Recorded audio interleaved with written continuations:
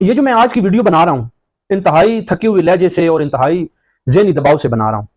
اور اس بات کو سرچ کیا کہ یہ ذہنی دباؤ یا جسمانی تھکان کیوں ہے،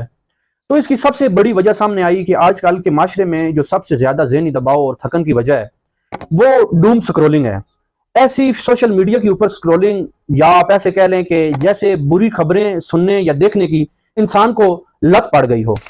جب سے یہ دنیا انٹرنیٹ آیا ہے تو ایک گلوبل ولیج بن گئی ہے،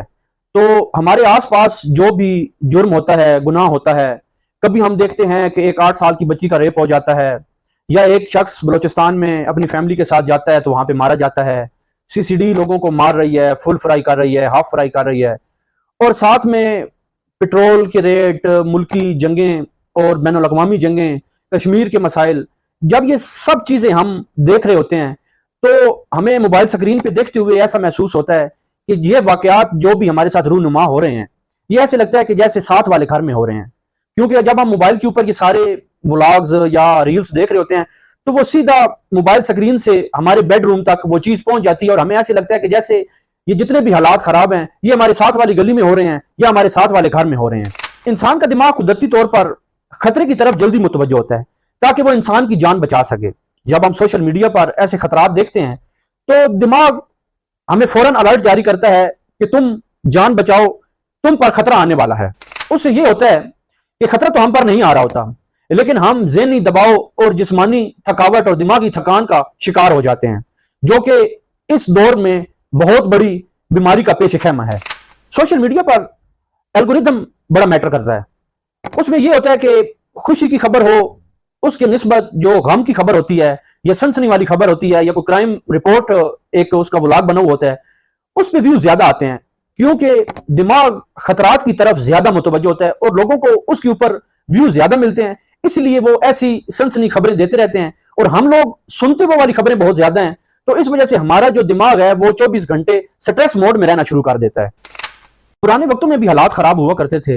اور جنگیں بھی ہوتی تھیں، اس طرح کے جرائم پیشہ افراد ایسے واقعات بھی کرتے تھے، کرائم بھی کمٹ کرتے تھے، لیکن اس وقت یہ تھا کہ بندے صبح کے وقت ایک اخبار پڑھتے تھے اور رات کو 9 بجے والا بلیٹن سنتے تھے، اور ان خبروں کو پروسیس کرنے کے لیے ان کو تقریباً 24 گھنٹے مل جاتے تھے،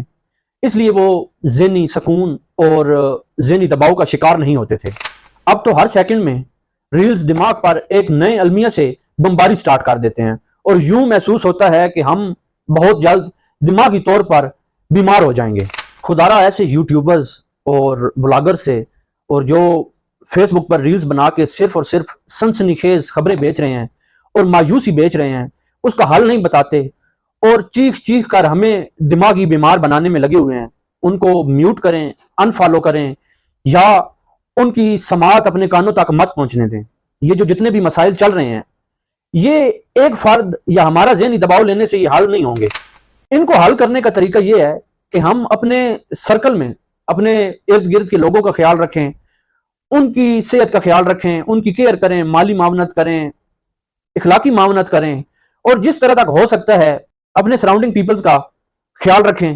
اور معاشرہ تبھی ہی خوبصورت بنتا ہے۔ اگر آپ خود سوشل میڈیا سے منسلک ہیں یا سوشل میڈیا پہ متحرک رہتے ہیں تو آپ کو چاہیے کہ یہ لوگوں کو اویئرنیس دیں کہ جو بھی یہ دماغ کے اوپر بیماری کی بمباری ہو رہی ہے یہ 100% درست نہیں ہوتی، اور کبھی کبھی ہمیں اس کا حل یہ بھی ہے، جو لوگ اس بیماری سے یا ذہنی دباؤ سے گزر رہے ہوں گے وہ میری بات کو بخوبی محسوس کر رہے ہوں گے کہ میں کس درد سے یہ ویڈیو بنا رہا ہوں، اور کبھی کبھی ڈیجیٹل ڈیٹاکس بھی کرنا چاہیے، مطلب کہ کچھ ٹائم کے لیے، کچھ گھنٹوں کے لیے بالکل سوشل میڈیا سے کٹ آف ہو جانا چاہیے، اپنی فیملی، اپنے بچوں اور اپنے ارد گرد کے ماحول کو ٹائم دینا چاہیے، کیونکہ یاد رکھیں کہ ہمارا ذہنی سکون ان کے ویوز سے بہت زیادہ قیمتی ہے۔